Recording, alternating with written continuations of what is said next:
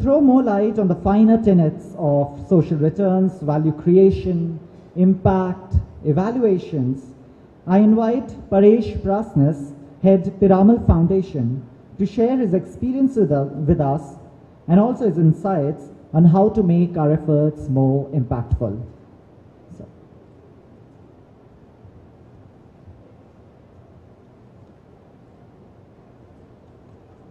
Mr. Srivastav, dignitaries on the dais, ladies and gentlemen, very good morning to all of you.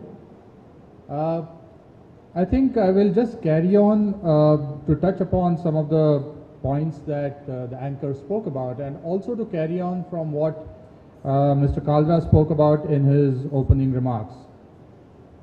Just by way of introduction, I work with the Piramal Foundation, and we are a young organization, just about 8 years old.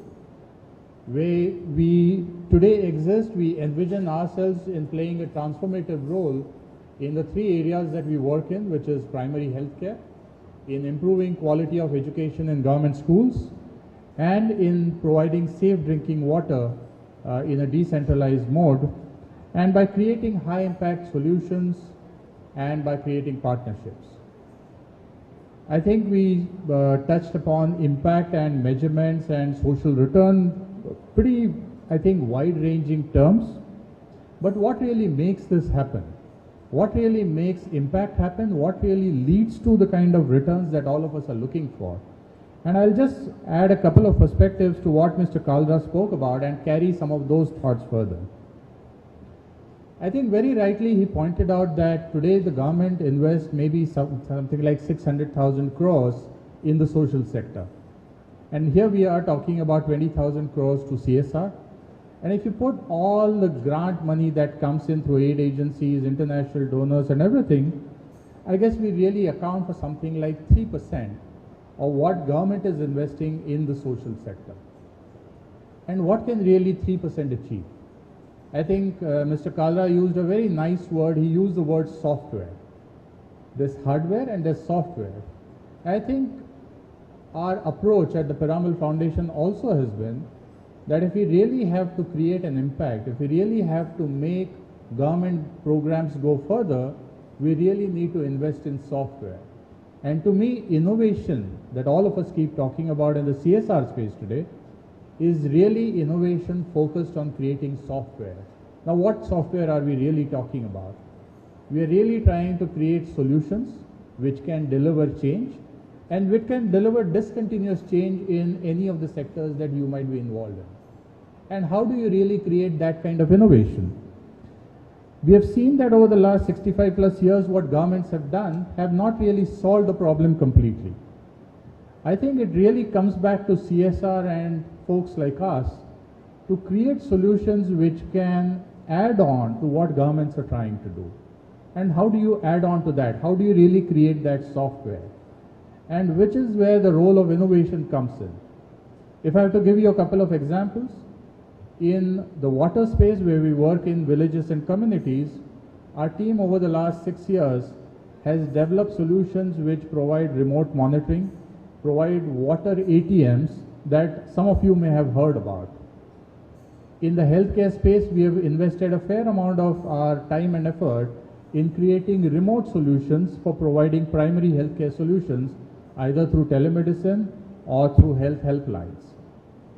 Now, the whole approach of solutions here or innovations here is to ensure that the government programs that are out there, and the government is investing a lot of money, is putting a lot of infrastructure, is really helping in governments bridging the last mile or improving the efficiency at the last mile. And how can we work with governments in actually improving quality of any of these public services at the last mile is the kind of innovation that I think CSR should be seeding. People have come to me and said, but the CSR law does not permit innovative solutions, we have to invest money only in ongoing projects, and so on and so forth.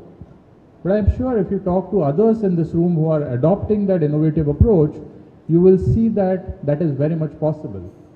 That doesn't mean that 100% of your money has to go into innovation. Can we start with 10 or 20% of your allocations which are to seed projects, which are to support organizations which may be small today, which might be trying out a different approach today, but really over a period of time can really give completely the kind of social returns that all of us only can dream about today. I think what that also requires is a fair amount of engagement, a fair amount of involvement with the kind of innovative solutions we get to look at. And when I say involvement and engagement, it means not just giving money, it means actually spending time with your partners in understanding what kind of solutions are being designed, what makes a solution work, and what are the learnings when the solution doesn't work. Innovation is a nice term to use, but innovation has its implications in terms of taking a much longer term view of what we are all trying to achieve. Innovations don't give results in 6 months or a year. Innovations can give results only over 2, 3, 5 or 10 years. But I think with CSR, with the kind of money that all of you have at your disposal, you today have a great opportunity. I think Mr. Kalra spoke about being at the crossroads. We are almost at an inflection point where all of you can contribute to creating some of these new solutions. It requires perseverance. It requires a fair amount of engagement with your CSR committees, taking them on board. But I think that's how social change actually happens. If we just go back a century and look at when Gandhiji came back from South Africa, he had no authority over anyone. He started focusing on getting freedom for the country. He had no authority. He never held an office.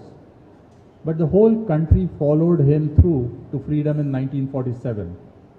What is it that he was trying to create? He was trying to create a mechanism, which is something that we follow in our fellowship that we run, which we call internally influencing without authority. How can you influence thought processes? How can you influence government mechanisms? How can you influence the larger ecosystem when you have no authority? And that's, to my mind, what innovation is all about. So I would really urge you to think about how innovation can make a change in any of the sectors, whether it is sanitation, whether it's healthcare, whether it's water, education, skilling, what have you, to really create some kind of a discontinuous change. I think all of us at the same time appreciate that innovation in a laboratory, innovation which works in maybe 10 villages, is not really going to solve the problems of this country.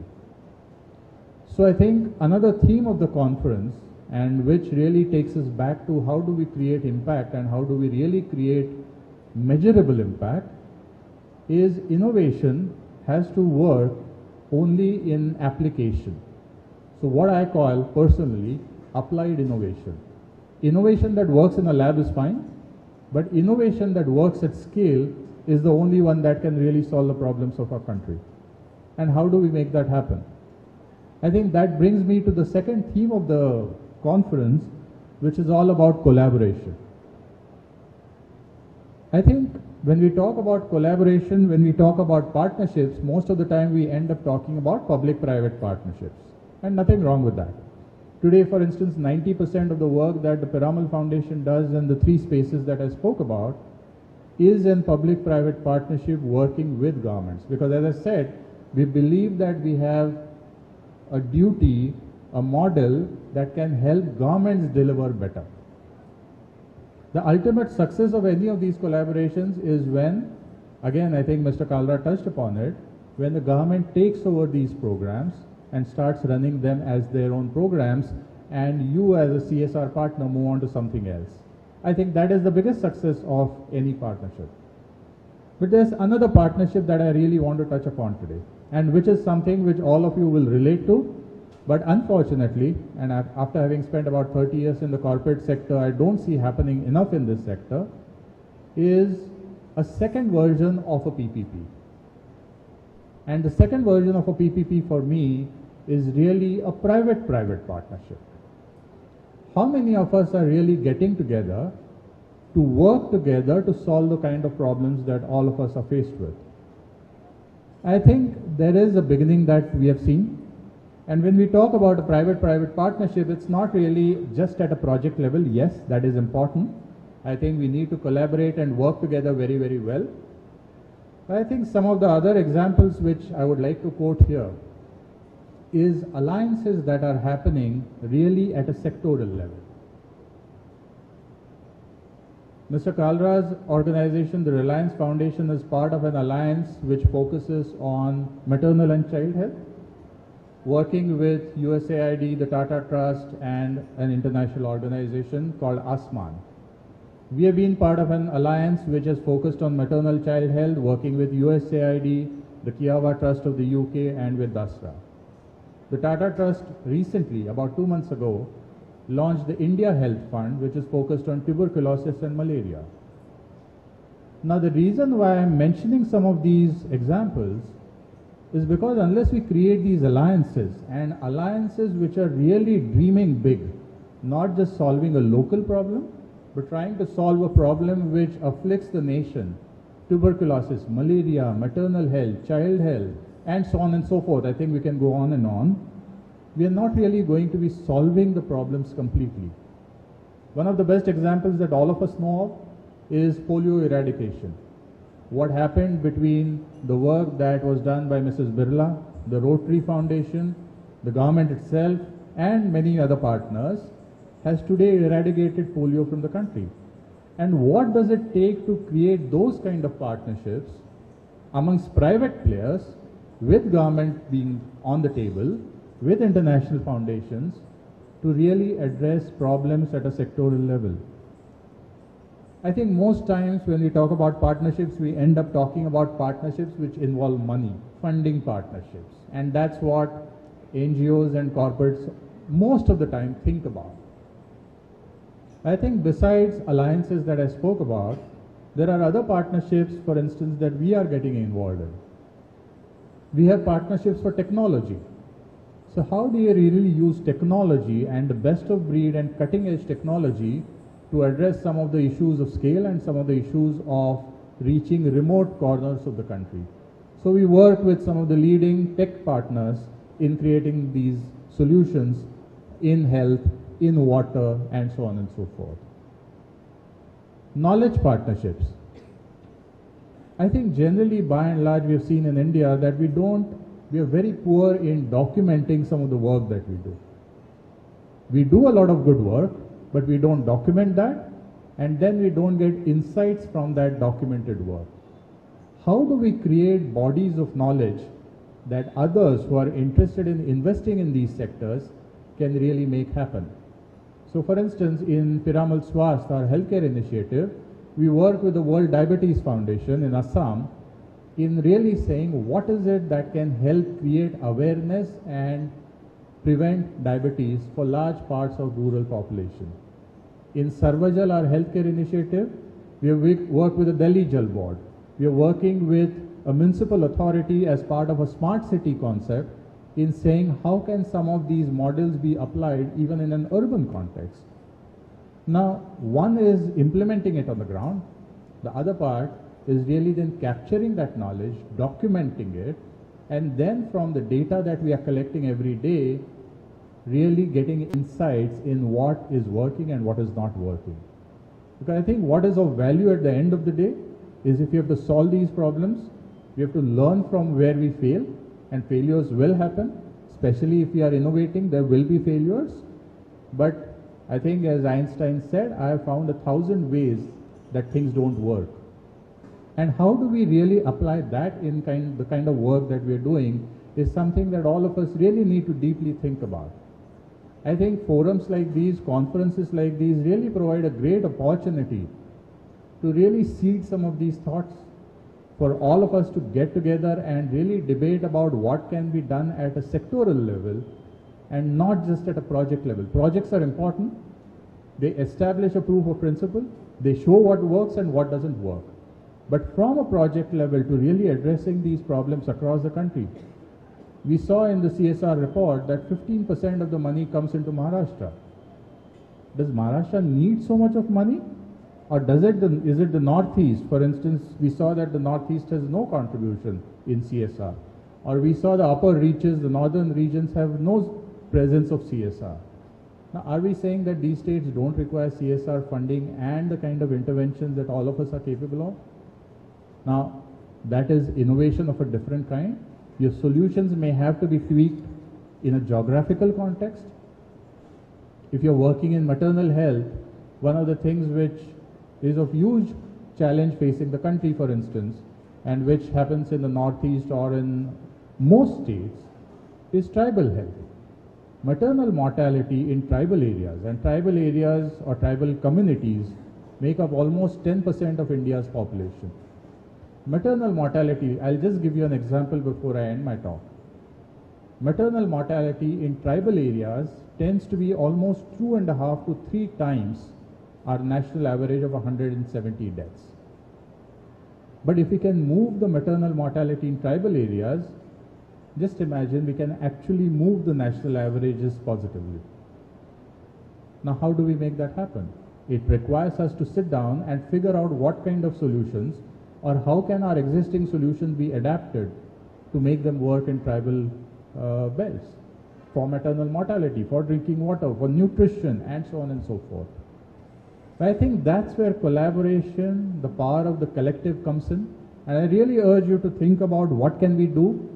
Rope in partners who bring in the right kind of technology. Rope in academia who can help us actually do the research, document, collect the data, and start getting insights from that data to really start making an impact. End of the day, I think when we talk about social return, we talk about impact, we talk about measurements, for me, these are really milestones. These are not ends in themselves. I think these will take a long, long time, much beyond our lifetime in this sector, frankly. Because some of these problems are so complex, and Mr. Kaldra touched upon it. These are sticky problems. These are problems that are behavioral issues at times. And solving them is not part of a technical solution. It's part of a solution that works with communities, works with governments, and works with all the people who are present in this room. I think that's what I would urge you to really think about. I think the conference provides a great forum for us to really get together and brainstorm and think about some of these new ideas. And to me, I think the best return for this conference would be if we can come up with new alliances that can really help us crack the problem in any sector that you are focused on, that you choose. Thank you very much for a patient hearing.